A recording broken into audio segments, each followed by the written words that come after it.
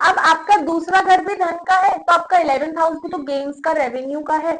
तो जो दूसरा और 11वां घर है, दूसरा आपकी फिक्स्ड इनकम, क्या वेल्थ है, क्या धनराशि है, क्या कमा रहे हो, क्या कर रहे हो। और 11th हाउस आपके लिक्विड मनी का है, आपने उन पैसों का क्या करा, आपका रेवेन्यू, आप कैसे कैश में रख रहे हो, उसको असेट्स में इन्वेस्ट कर रहे हो।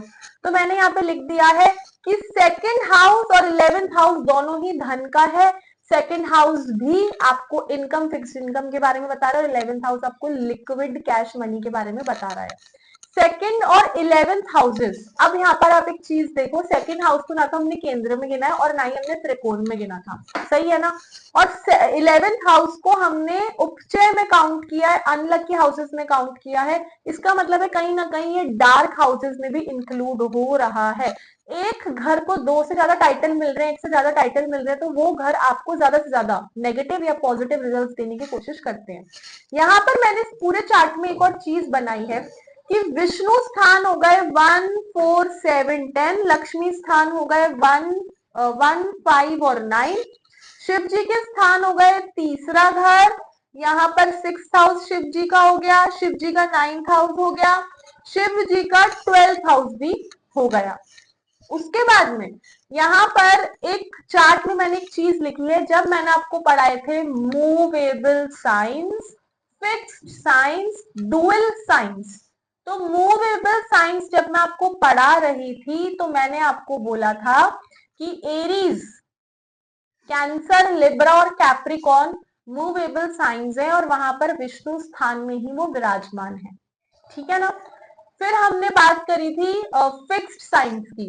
फिक्स्ड साइंस है हमारे टॉरस, फिक्स्ड साइंस है हमारी 5वीं नंबर की कौन सी राशि है, लियो, ठीक है। फिक्स्ड साइन है हमारी 8वीं नंबर की स्कॉर्पियो। और फिक्स्ड साइन, फिक्स्ड का मतलब है जो बिल्कुल फिक्स है, नहीं हिलेंगे, ठीक है। तो यहाँ पर एक्वेरियस भी है, वो भी फिक्स्ड साइंस में आ गया। अब आप एक बात सुनो, आपका 10th हाउस जो है, वहां से अपनी नौकरी देखते हो, ऑक्यूपेशन देखते हो, आपके कर्म देखते हो, वहां पर आपको कोई फिक्स्ड साइन आके बैठ गया, फिक्स्ड में या तो टॉरस आके बैठ गया, या लियो है, या फिर वहां पर स्कॉर्पियो है, 10th हाउस की बात कर रही हूँ, ठीक है।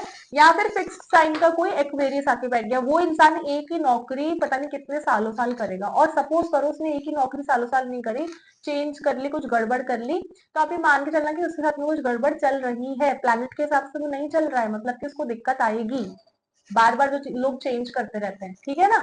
अब समझ लो आपके ऑक्यूपेशन, आपके 10th हाउस में, आपके काम वाली जगह पर जहां पर आप काम करते हो, आपकी ऑक्यूपेशन पता लगती है, आप क्या काम करो, बिजनेस, जॉब जिसमें भी हो, वहां पर आपको कोई मूवेबल साइन आके बैठ गया, तो आप टूरिंग की जॉब में हो सकते हो।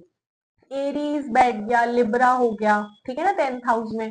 तो वहां पर वो व्यक्ति जो है मूवेबल चीजें ही करेगा, मतलब कि टूरिंग पे जा रहा है, कभी यहाँ पे काम कर लिया, तरह तरह के वेंचर्स खोल लिए, बार बार ट्रैवल ही ट्रैवल कर रहे हैं, जो भी बिजनेस के काम है ट्रैवल ही करते जा रहे हैं, ठीक है। और उसके बाद में एक और चीज यहाँ पर मैंने लिखी हुई है कि अच्छा फिक्स्ड भी हो गया। अब डुअल आपके साइंस बचे। अब देखो डुअल साइंस आपको भी पता है, जेमिनी डुअल साइंस में आता है, पाइसेस डुअल साइंस में आता है, सेजिटेरियस डुअल साइंस में आता है, और वर्गो भी डुअल साइंस में आता है। अब डुअल साइंस में मरकरी जिनको रूल कर रहे हैं, जेमिनी और वर्गो आते हैं। और डुअल साइंस में, या फिर वो डुअल क्यों बोलते हैं इसको, कि जो साइंस कभी भी चेंज हो सकते हैं, कभी भी कॉन्स्टेंटली चेंज आ रहा है, कॉन्स्टेंट चेंज है। तो यहाँ